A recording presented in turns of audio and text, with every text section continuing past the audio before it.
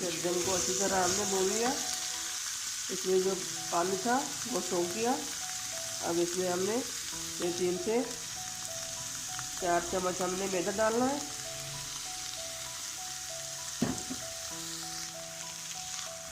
इसको भी हमें लो फ्लेम पे 2 मिनट तक भूनना है।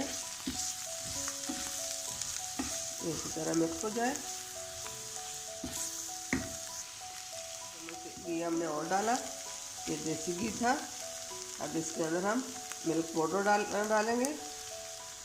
ये भी हमने 3 से 4 चम्मच ली है। और इसके साथ ही हम चीनी का पाउडर ये भी डालेंगे। इसको अच्छी तरह मिक्स कर लेंगे।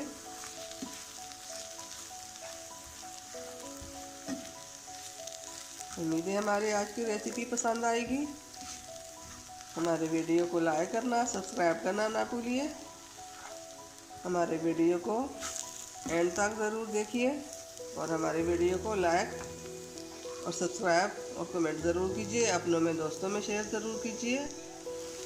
मिक्सचर हमारा तैयार हो चुका है। अब हम चूल्हे को कर देंगे बंद और इसको हम इसे टिफिन में डालने का बर्फ़ी के लिए रख लेंगे। यहाँ पे हमने ये छोटा सा बॉल लिया।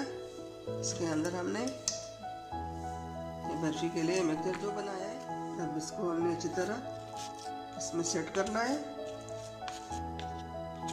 सेट करने के बाद हम इसके ऊपर थोड़ा सा ड्राई फ्रूट डालेंगे। ये ड्राई फ्रूट डालना है डेकोरेशन के लिए, बहुत ही अच्छी लगेगी।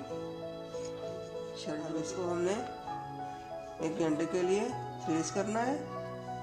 फ्रीज में रख लेंगे।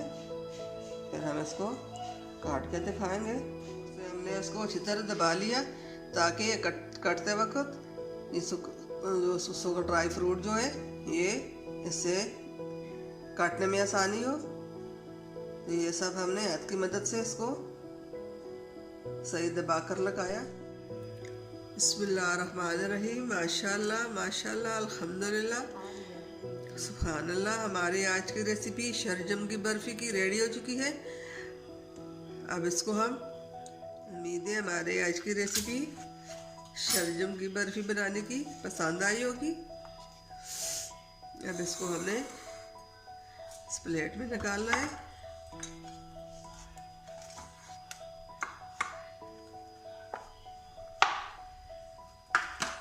इसको निकाल लिया। इसको हमने काटना है। बिस्मिल्लाहिर्रहमानिर्रहीम।